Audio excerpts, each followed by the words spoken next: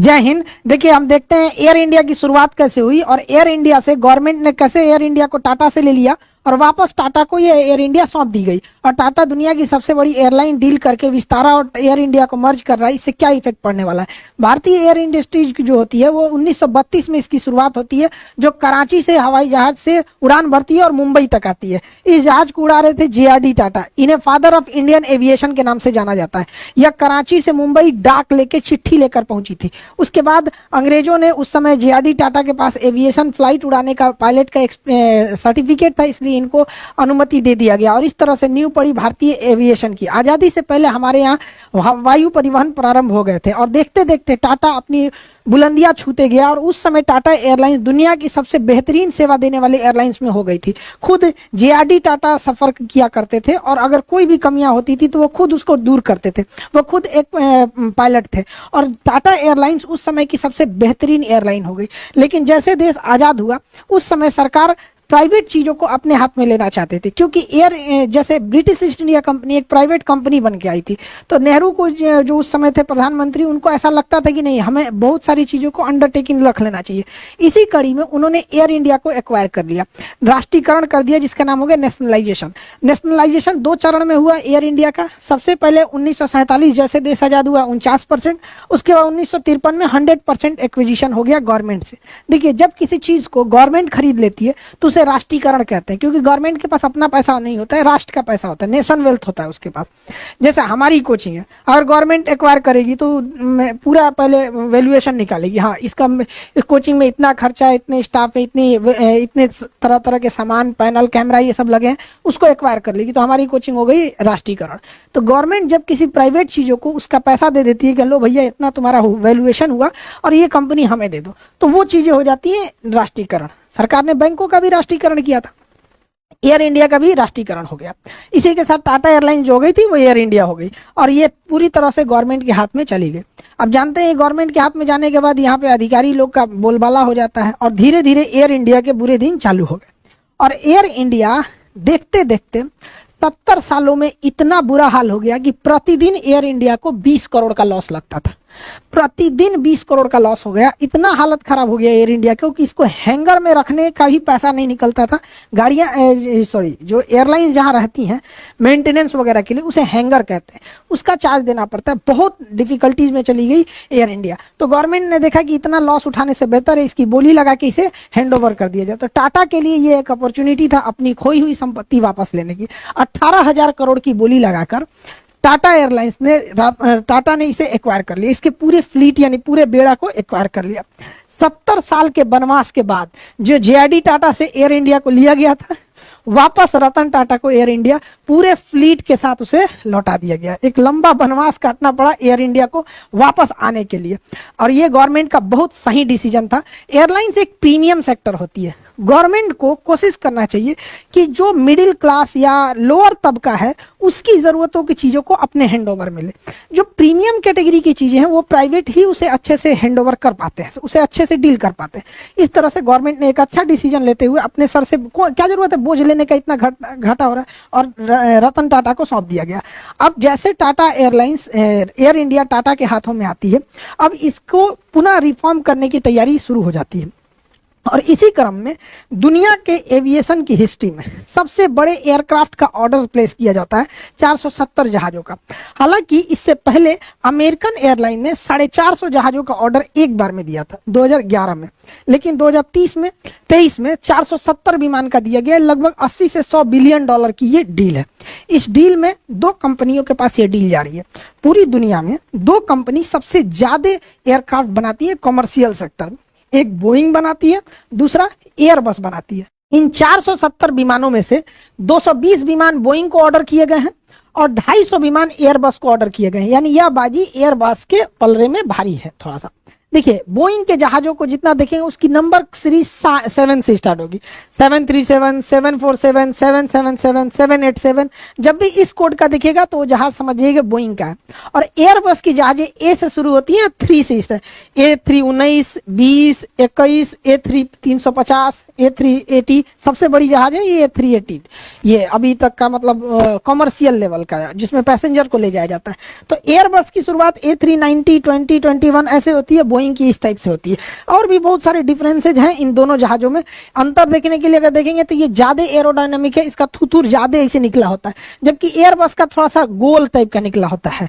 और भी कई अंतर होते हैं। इसके जो इंजन होते हैं वो जमीन से काफ़ी करीब होते हैं बोइंग के, जबकि एयरबस के इंजन जमीन से ज़्यादा ऊंचाई पर फिट किए जाते हैं। और भी इसका देखेंगे, इसका जो लास्ट का ये जो विंडो होता है वो इस शेप में होता है, जबकि एयरबस का एक सिम कार्ड के इसमें होता है। ये एक कॉस्मेटिक चेंजिंग है जिसे आप बाहर से देख के बता सकते हैं जहाज बोइंग का है कि एयरबस का। इंजन नीचे थुथुर निकला हुआ बोइंग का, गोल टाइप का है तो एयरबस का है। इन दोनों में सबसे फेमस जो है वो बोइंग में है 737। दुनिया में सबसे ज्यादा बेचा गया तो 737। ये छोटे से रनवे पे उतर सकता है, 180 से 200 की कैपेसिटी होती है। और एयरबस में A320, ये भी छोटे रनवे पे भी उतर सकता है, छोटे जहाज, छोटे बड़े किसी भी रनवे पे। और इसकी भी कैपेसिटी 180 से 200 पैसेंजर की बीच की होती है। तो ये सबसे ज्यादा फेमस है दुनिया में। अभी देखिएगा बोइंग की पहचान चौकीला, ऐसे चौक निकला रहता है इसका थुथुर, और इसका क्या रहता है गोल। एक और चीज होता है, इसके जो नोज व्हील के पास कवर बड़ा नहीं रहता है, इसके नोज व्हील के पास ये बड़ा सा कवर होता है। तो कुछ चीजें हैं कॉस्मेटिक जिसमें आप देख सकते हैं। अभी इन्हीं दोनों को ऑर्डर किया गया है, बोइंग और एयरबस को। इनके मैन्युफैक्चरिंग में 10 से 12 साल का लगेगा। ऐसा नहीं है कि अभी टाटा ने ऑर्डर किया अगले दिन से बन के आ जाएगा। पापड़ नहीं छानना है, जहाज बनना है। इसके इंजन कहीं और बनते हैं, पार्ट पुर्जे कहीं और बनते हैं यहाँ पे, तो इसको काफी मेहनत होगा। Rolls Royce engine, mainly Rolls Royce engine बनाती है।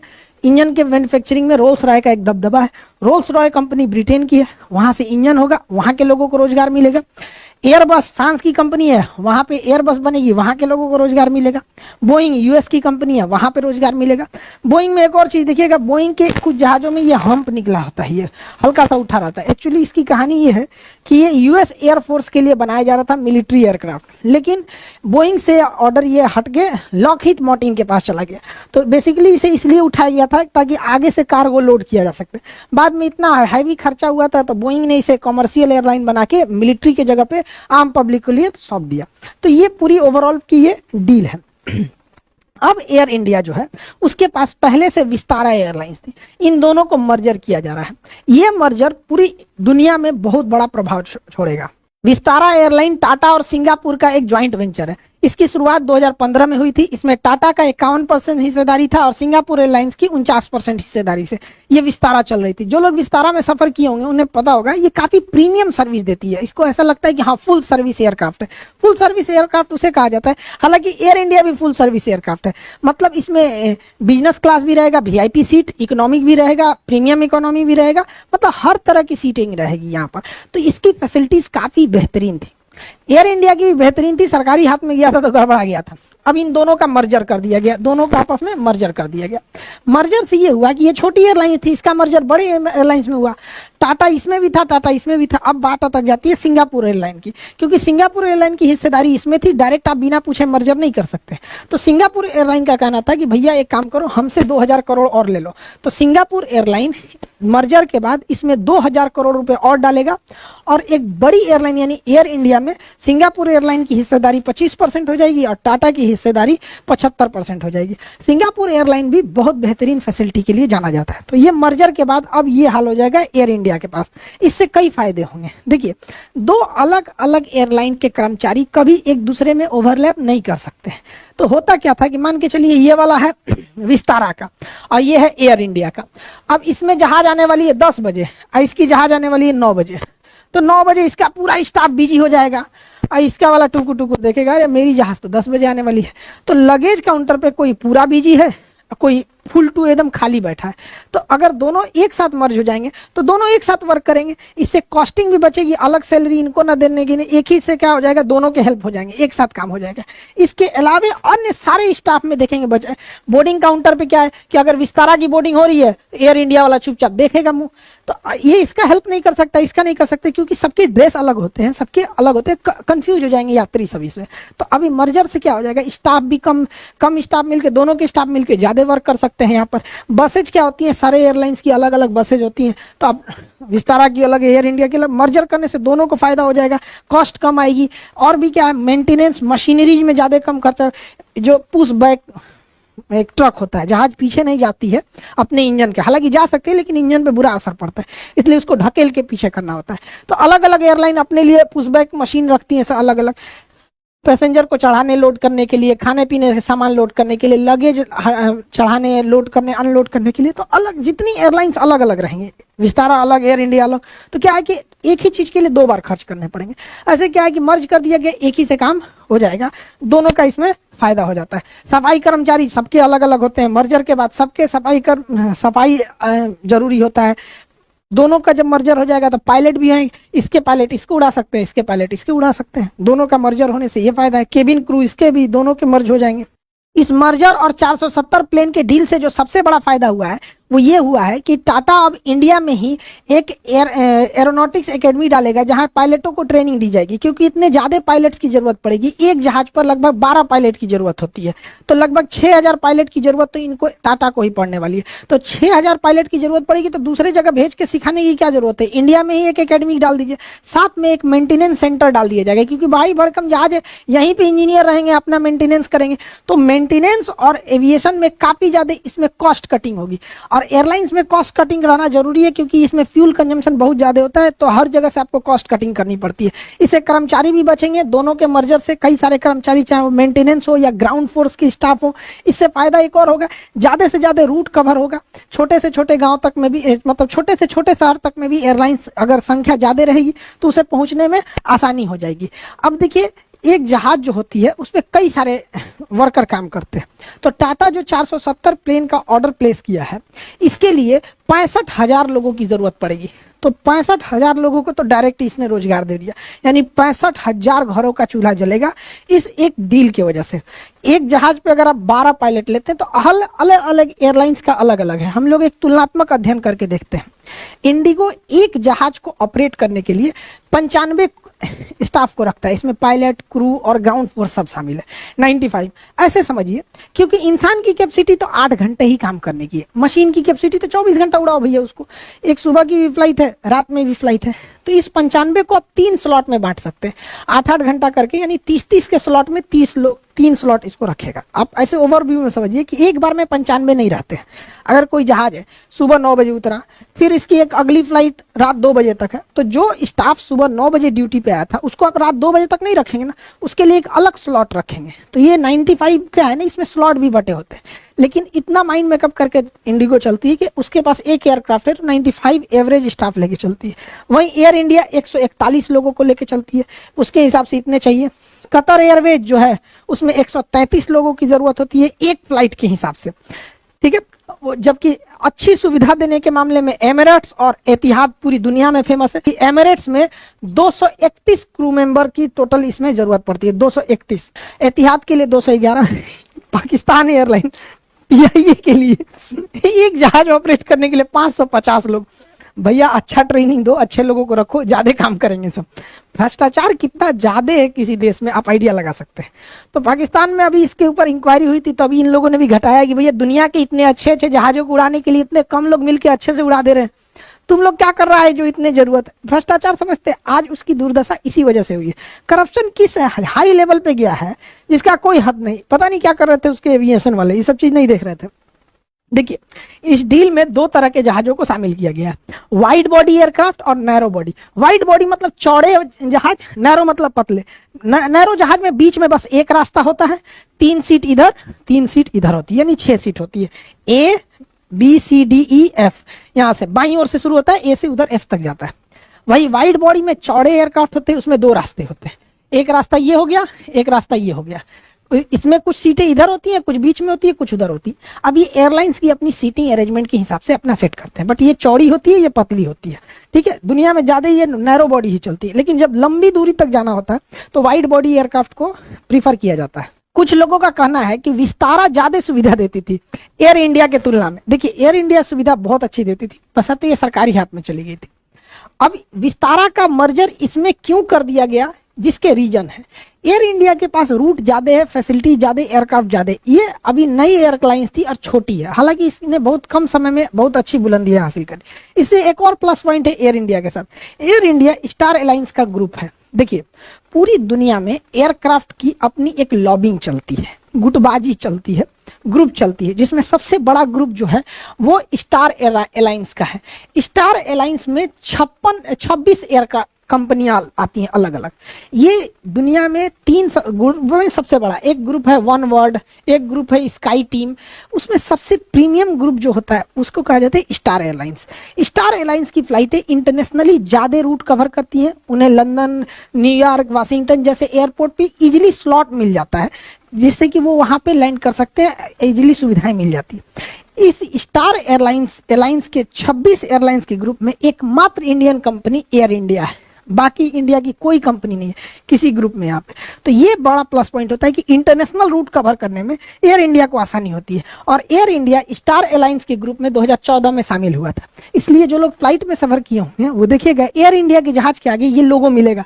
देखिए इसके थुतुर के पास देखिए ये छोटा सा लोगो दिख रहा है, ये स्टार एयरलाइंस का नहीं दिख रहा, यहाँ देखिए ये ग्रुप, ये लोगो जो है स्टार एयरलाइंस का है। स्टार एयरलाइंस, स्टार एयरलाइन मत सोच लीजिएगा, ये तो जहाज की वो दूसरा कंपनी है। ये ग्रुप का नाम है स्टार एयरलाइंस, ये एयरलाइंस है ग्रुप, और ये स्टार एयर है, इसको तो एक अलग कंपनी है। तो आप एयर इंडिया के जहाज़ों पे देखेंगे, इससे क्या है इंटरनेशनल रूट कवर करने में इजी हो जाता है। तो एयर इंडिया से फ़ायदा ये होगा एयर इंडिया और विस्तारा को मिलाने से, क्योंकि विस्तारा की फैसिलिटीज अच्छी थी, उसमें बिजनेस क्लास भी बहुत बेहतरीन था। लंबी दूरी करने के लिए बिजनेस क्लास ज़्यादा प्रीफर किया जाता है, मतलब बिजनेस क्लास प्रीमियम लोगों के लिए होता है।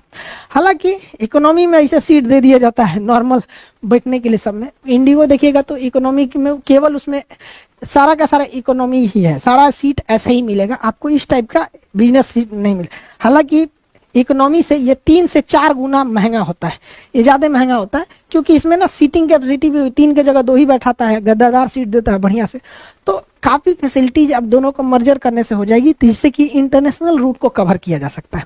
तो स्टार एयरलाइंस का ग्रुप होने से सबसे बड़ा जो फायदा होगा एयर इंडिया को, वो ये फायदा होगा कि इंटरनेशनल रूट को कवर किया जाएगा। इंटरनेशनल रूट को देखिएगा तो इंडिया का वहाँ दबदबा बहुत कम है।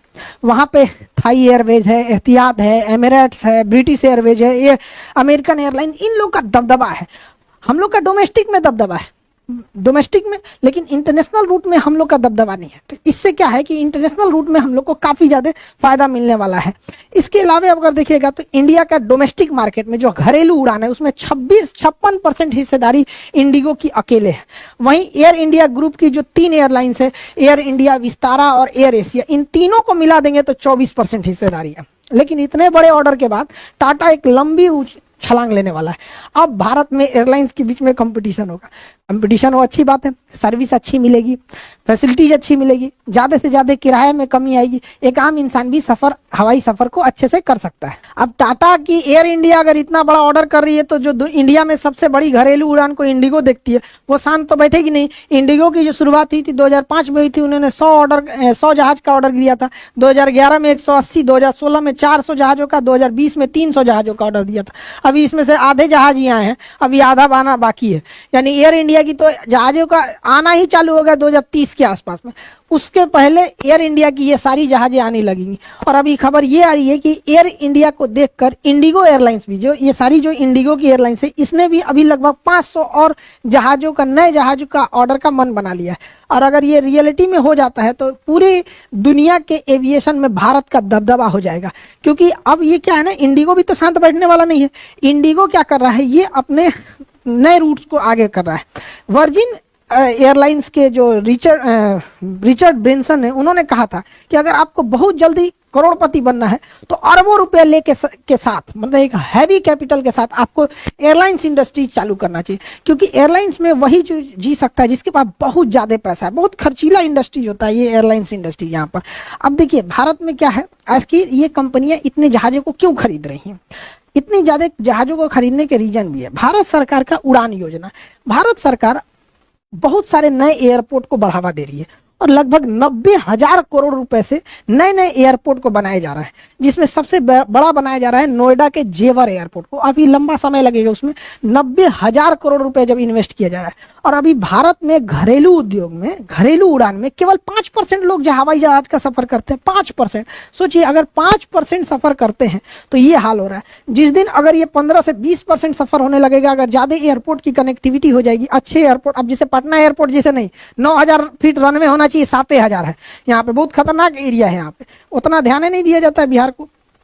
तो अगर ज्यादा से ज्यादा लोग सफर करने लगेंगे तो इससे ज्यादा एयरलाइंस को मुनाफा होगा। टाटा की एयर इंडिया सिंगापुर के साथ टाई अप कर रही है, सिंगापुर एयरलाइंस के साथ। वहीं इंडिगो जो है टर्किश एयरलाइन के साथ ऐसा टाई अप कर रही है। आखिर इस टाई अप के पीछे मेन रीजन क्या है समझिए। ये लोग बड़ी खुशहाली में खुश हो रहे हैं लोग, अभी इन लोग को समझ में नहीं आ रहा मेन क्या चीज चल रहा है यहाँ पे। देखिए, टाटा सिंगापुर के साथ टाई अप कर रही है, इंडिगो टर्किश एयरवेज के साथ टाई अप करी। इसका मेन रीजन समझिए, सिंगापुर का इस एरिया में दबदबा है, सिंगापुर एयरलाइन का इस एरिया में दबदबा है। टाटा के टाई अप से ये मार्केट पूरी तरह से कब्जा हो जाएगा, एशिया वाला। वहीं अगर आप बात करेंगे टर्किश एयरवेज की, तो टर्किश एयरवेज की यूरोप और अमेरिका में दबदबा है। इंडिगो के इसके टाई अप होने से पूरी देख रहे हैं पूरी दुनिया में इंडियन जहाज का दबदबा हो जाएगा। इन्हें लग रहा है कि हमारे यहाँ से जहाज खरीदा गया बोइंग, इनको लग रहा है इनके यहाँ से एयरबस खरीद लिया गया। ये इंग्लैंड वाले खुश हो रहे हैं कि रोल्स रॉय का इंजन अरे भैया एक के बार ना खरीदा गया, खरीदाया तो एक के बार, उड़ेगा दिन में 20 बार। और जब उड़ेगा तो इन लोगों की जो एयरलाइंस की कंपनी मार, ब्रिटिश एयरवेज, अमेरिकन एयरलाइन, इन लोग का दबदबा अब कम हो जाएगा यहाँ पर। इससे बहुत बड़ा चेंजिंग देखने को मिलेगा ग्लोबल एविएशन मार्केट में। आई होप आप उसे समझे होंगे। अभी नेपाल में जो विमान दुर्घटना हुआ था उसकी भी जांच रिपोर्ट आ गई। वो विमान क्यों दुर्घटना हुई थी, एक पायलट की छोटी सी गलती से इतने लोगों की जान चल गई, इसको भी हम समझेंगे लोग। अभी उसको नेक्स्ट